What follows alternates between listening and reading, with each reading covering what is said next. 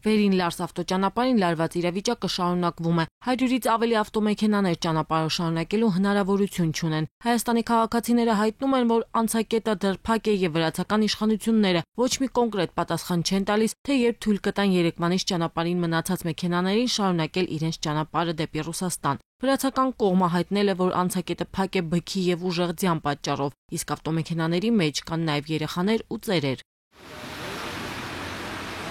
29-ամյա Էդգար Այվազյանը 3 Տիգրան Մեծի պողոտայում BMW-ով վրայերթի է ենթարկել 48-ամյա Սիրուն Զաքարյանին։ Վարորդը փախուստի չի դիմել, օգնել է, որպեսզի վրայերթի ենթարկվածը շտապօգնության ավտոմեքենայով տեղափոխվի առաջին համալսարանական հիվանդանոց։ Հետիոտնը փողոցը անցնելիս է եղել չթույլատրելի հատվածում, այն դեպքում, երբ նշված հատվածում գործում է վերգետնյա հետիոտնային անցում։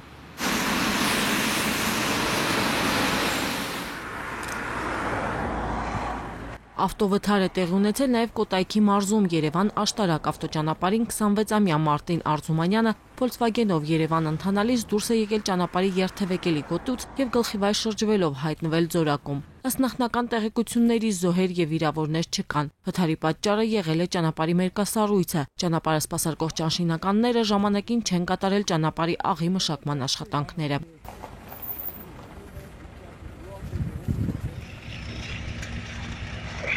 Հանրապետությունում տեղացած առատ ձյունը արտակարգ իրավիճակ էր ստեղծել նաև Վանաձոր Ալավերդի ավտոճանապարհի Լոռի հանգստյան տնից մինչև Վանաձոր հատվածում։ Ճանապարհը պատվել էր մերկասառույցով եւ մարդատար ավտոմեքենաներն ու բեռնատարները չէին կարողանում անցնել նշված հատվածով, առաջացնելով խցանում։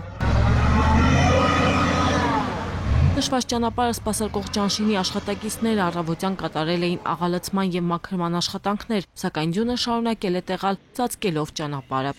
Աննա Գրիգորյան, Գագիկ Շամշյան, Կարեն Թադևոսյան, այսօր։